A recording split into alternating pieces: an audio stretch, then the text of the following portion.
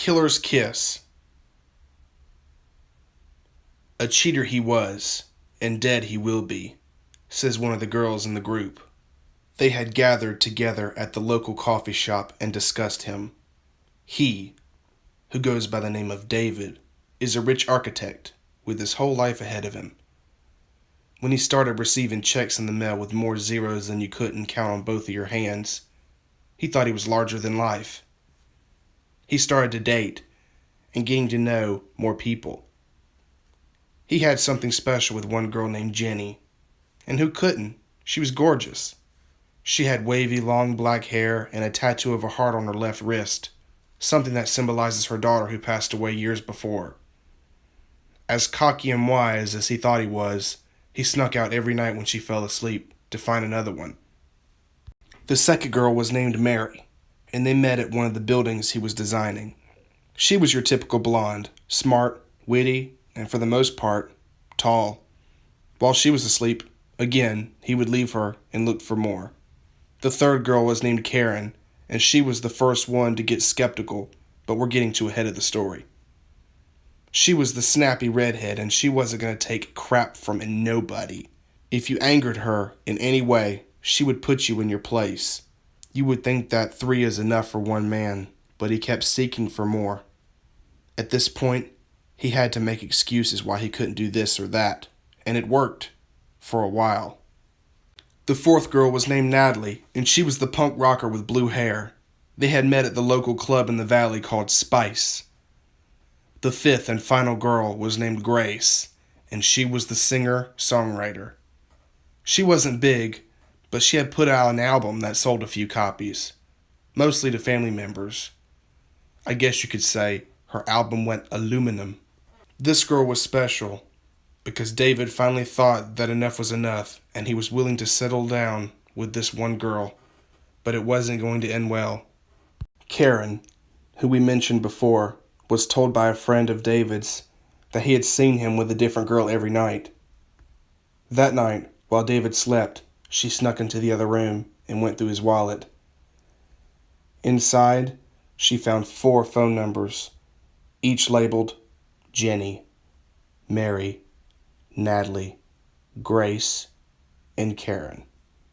She called them and asked them to meet her at the coffee shop tomorrow while David is at work.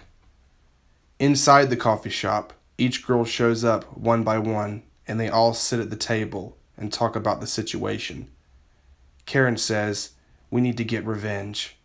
The punk rocker Natalie immediately spoke up. "Let's kick him in the balls." Then Mary says, "Let's lock him in a room for a full day."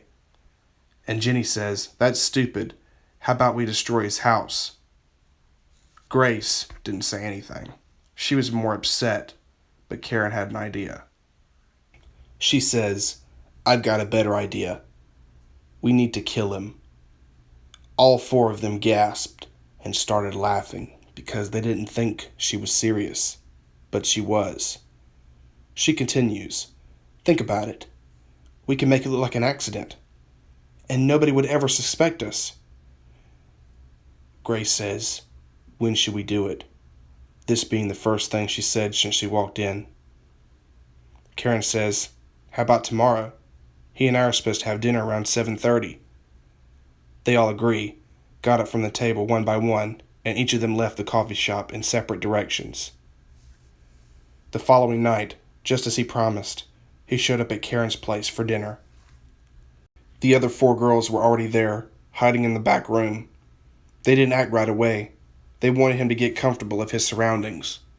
After they ate dinner, the 4 girls came out of hiding. The look on David's face told them how nervous he was at that moment. They all pull out knives and almost stabs him, but Karen yells, "Hold on." She kneels down to his level and says, "Now you know why you're here? Got anything to say?" David becomes emotional. Not that he was about to die, but that he got caught red-handed. He looks up at them and starts laughing hysterically, and the girls aren't having it. They lift their knives once more, and before they could stab him, David pulls out some pepper spray and gets all 5 of them in the eyes. Falling to the ground in agony, David stands up and puts his jacket on. He turns around, about to leave, but turns back and kicks them all, except for Grace. He then leaves, slamming the door behind him. Karen was the first to get up and wipe her eyes. The others followed. Grace speaks up again, this also being the first thing she said on this particular day. She says, "Let's go get that cheating bastard." And they agreed, and the four walked out the door.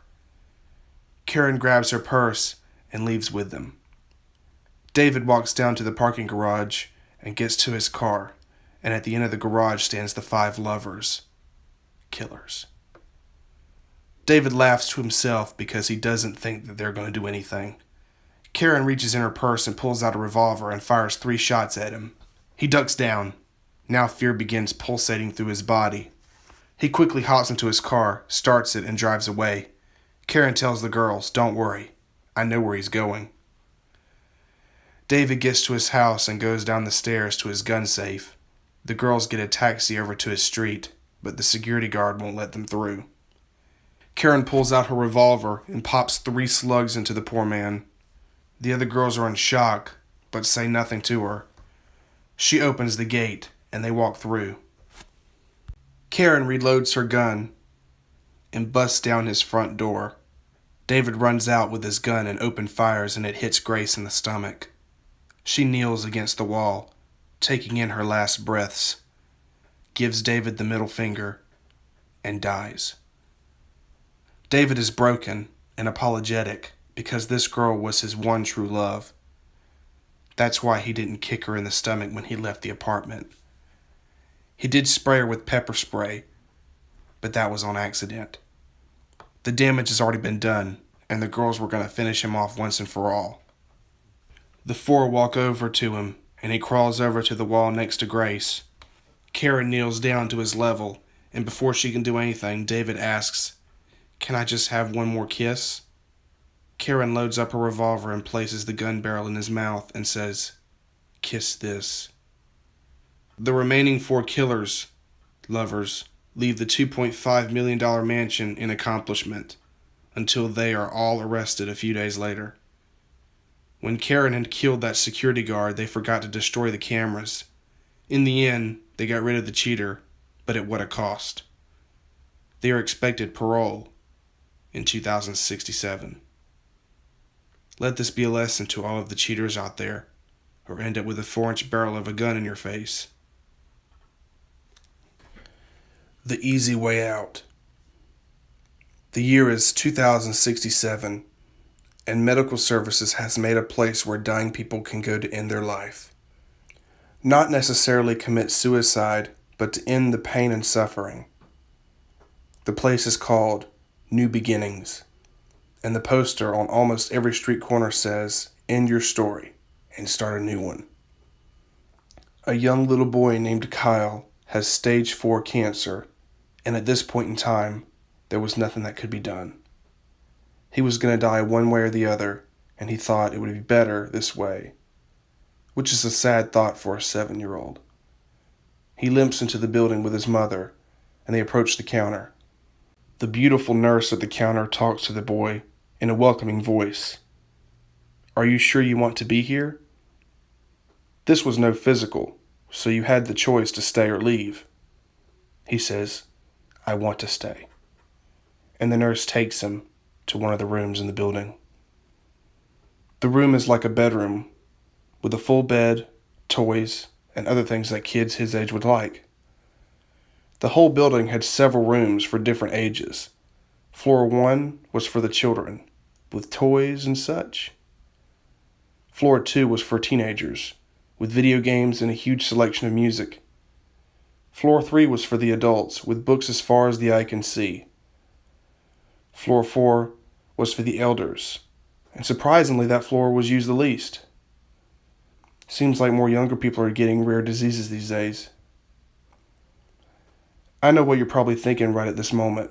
It's 2067. Shouldn't there be a cure for these diseases by now? The answer is yes, but the government is not allowing them to be used except for the elite, or if you're rich enough to afford it. The boy laid in his bed. The boy laid in the bed. He was too weak to play. The nurse puts some cartoons on the TV and says, "I'll put your name in to see the doctor." She leaves the room, and the mother tried to talk him out of it.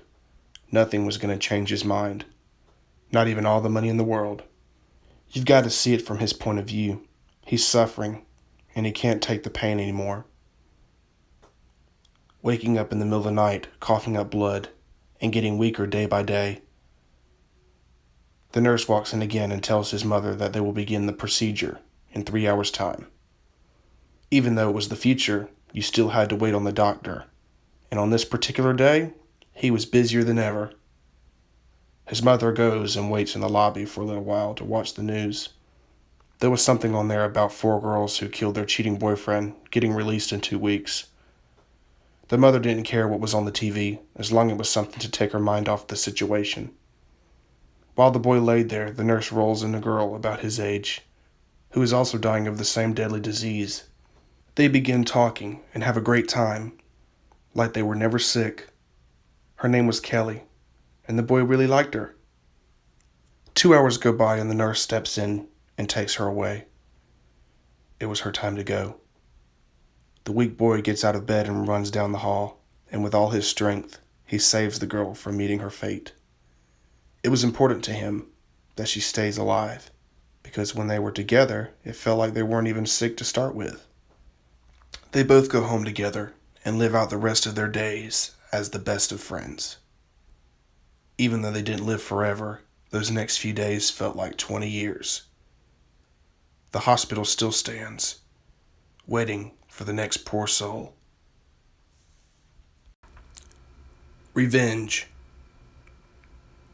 The entity, Vic, murdered Carter in his sleep and burnt his house to the ground, hopping away to the sound of 70s pop. Now that he's finally out and free, he's no longer immortal. Now he's in more danger than ever. He could be dead at the spot if he looks at someone funny. His plan is to bring chaos onto the world, but first he needs a sacrifice to make himself immortal again. He walks to the city. There's plenty of people there. He gets into an apartment complex and walks up the stairs. He eeny, meeny, miny, mo picks a number. His finger lands on room number 13 and knocks on it. From the inside, a girl yells, "Just a minute." And a few moments later, the steps walk up and open the door. Vic immediately grabs her and holds her down. She didn't have time to scream. He knocked her out, tied her up in a chair, and waited for her to wake up. About 25 minutes later, Vic hears footsteps walking up, and he runs to the door and looks out the peephole. A man, who he assumes to be her boyfriend or something, is knocking, looking for her. "Maybe he will just leave," said Vic. The man kneels down and grabs a spare key from underneath the doormat. Vic hides on the other side of the door, and when the man walks in, Vic stabs him in the back of the head. By the time he stuffed the man into one of the bedroom closets, she wakes up. She can't speak a word due to the duct tape around her mouth. Around the chair is a pentagram that Vic had painted onto the floor using that poor man's blood. K-Billy's Super Sounds of the 70s came on, and Vic starts to dance to the music in front of her. It was Across 110th Street by Bobby Womack. How was he not to dance to that? Halfway through the song, something overpowers him, as if some great force was trying to get out. In his voice, he yelled, "I'm not dead yet." Vic knew who it was and started joking with him. The girl thought he was nuts because he was talking to himself in front of her point of view. Vic goes on a rant, saying things such as, "You can never beat me," or "I'm way more powerful than you." Vic gets his knife and holds it to the girl and threats Carter that if he doesn't go away, he will kill her. Carter says through his voice, "You were going to kill her anyway." Vic gets frustrated and leaves her to go for a walk to clear his head. While he's outside, the voice of Carter is screaming inside his head, "Murderer," and "You've got to finish what you started." Even in death, the spirit of Carter is still inside him, a complete reversal. Vic found himself being the center of attention as he yells, "Shut up and leave me alone."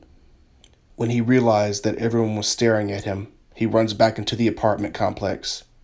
The door opens at room 13, and the girl's chair had fallen over while she was trying to escape. Vic quickly props her back in the middle of the pentagram and says, "If you try to escape again, I will kill your whole damn family." She listens and doesn't move an inch while Vic paces back and forth in front of her. She hears a voice come out of Vic saying, "The necklace is what gives him his power. You must destroy it." Vic starts yelling at himself once again, and that gave the girl time to untie herself. Vic was not aware before tying her up. She had a small Swiss Army knife in her back pocket, and she broke free from the rope. She stood up and tore Vic's necklace off, and he screamed in agony as he disintegrated in midair. From the ashes arose Carter in the flesh, and his stab wound was healed. He helps the girl up and says, "You did the right thing." He then turns around and leaves the apartment. The girl looks down and saw the necklace lying in the middle of the pentagram. What energy Vic had left in spirit, the necklace floats in the air and attaches itself to her neck. In that moment, Carter rushes back in, realizing what he forgot to take with him, but it was too late. The spirit of Vic now lives within this poor girl now, and is immortal once again. Carter stands there in horror. Then a deep, deep voice comes out of the girl, saying, "This is my world now. Friends forever." The definition of friendship is a relationship between two individuals, only two. That quote was said by one of the craziest people I ever encountered with. Many years ago, when I went to Hawkins High School, I was best friends with this girl named Catherine.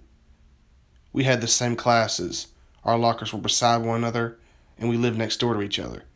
It's like we were meant to be best friends for life, but unfortunately, it had to be cut short. One day we had a new student in class, and her name was Ruby. She had just moved here from Derry. The poor girl was paralyzed and had to use a wheelchair to get around. I felt bad for her, so I started sitting next to her at lunch and helped her carry books and stuff. We became friends and talked every day. She enjoyed my company because no one else would talk to her. It wasn't until about a month later when Catherine became insanely jealous. I had went over to Ruby's house one night. Her parents were tired of unpacking, so they went out for dinner. Her mother was OCD, and that's why they were still unpacking a month later, because she wanted the house to look perfect. We chilled in her room, listening to music and working on our homework. Then we hear one of the windows break downstairs, and Ruby freaks out, thinking someone might have broken in. I think that there has to be a logical explanation for what we heard, because this was a quiet town. Not a whole lot happens here. I go downstairs to see where the noise was coming from, and the main window in the living room was busted open. Now I begin to panic. All of a sudden I hear Ruby scream upstairs, so I run up there. When I open her bedroom door, Catherine was there and had tied Ruby up on the bed. I ask, "What are you doing?" She says, "The definition of friendship is a relationship between two individuals. Only two." I'm trying to calm her down because I don't know what she's capable of. Catherine pulls out a plastic bag and puts it over Ruby's face. With her hands tied, she is unable to move. I run almost to her, and then Catherine yells, "Stop right there." I scream at her, "She can't breathe. Just take the bag off and I'll listen to whatever you have to say." Every moment is critical as Ruby's face starts to turn blue. I run up and tackle Catherine to the ground. We roll around on the floor for a moment until she hits me and immediately starts apologizing. Ruby is sucking in what oxygen she can as I'm fighting for my life on the floor. I grab her hair and slam her head, and she passes out. I quickly get up and take the bag off Ruby's head. Once she got to inhale, then the color starts to come back in her face. She looks at me and asks, "Who was that?" I say, "She was my best friend, but not anymore." I untie and help her onto the wheelchair. We get past her, almost to the bedroom door. Then she wakes up and pulls on my legs. I let go of Ruby, and she rolls down the hallway to the stairs. There was no way for her to go down there and get help, because her parents didn't install the stair lifts yet. Catherine pulls out a knife and starts cutting her name on my arm. By the time she got to the letter E, I kicked her, and she rolled over on her back. I grab the knife and hold it to her, She starts crying and says, "I'm sorry. I never meant for this to happen. I just got so upset when you started hanging out with her instead of me." While she's doing this, she is secretly pulling out another knife from her pocket.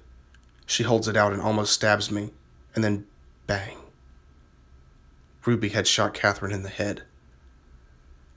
She had got the pistol from her father's sock drawer. Her dad had told her that if anything happens, you may need it for protection.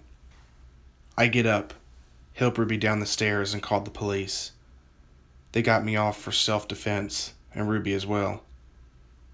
After her funeral, I go home, and on my bed is a letter from Catherine.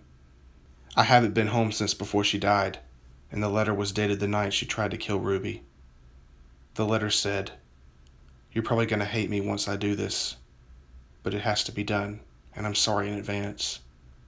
From your best friend. Forever." I guess she didn't know I was at her house and just expected me to find the letter after the fact. Me and Ruby still talk here and there. She's married now and lives somewhere upstate. I learned something that night. Everyone has skeletons in their closet, and the people you are most closest to might have a whole lot more. Till death. The church bells ring, and newly wedded Thomas and Gwen Foster walk out of the doors as the family cheers. They hop into the just married car and drive off to their honeymoon. They pull up to the nicest hotel in the city that the family paid for. Gwen's family is very rich, and I guess you could say she was as well. They unloaded their bags, had a nice dinner in the lobby. They have a steakhouse down there with a singing entertainer, Bobby Lane. He takes requests for about an hour, and Thomas picked Moody Jr. They got up to dance, and it was like they were living a fairy tale. After that, they started to head upstairs to their room until Thomas gets a call. He leaves her to go outside and talk. She sneaks slowly behind him and can hear what he's talking about. He goes into the conference room to get some privacy. He truly was in a pretty secluded place, but he had the other person on speaker, and Gwen was listening from the door. The person on the phone said, "Did you kill her yet?" Thomas says no, and the other guy says, "Well, make sure you make it look like an accident, and her money is yours." Gwen runs upstairs and goes into her room, while Thomas follows slowly behind. He comes up the elevator and gets to his room door, and can hear her on the phone. She had the other person on speaker, and she thought she could quickly talk before he comes up, but he was already at the door.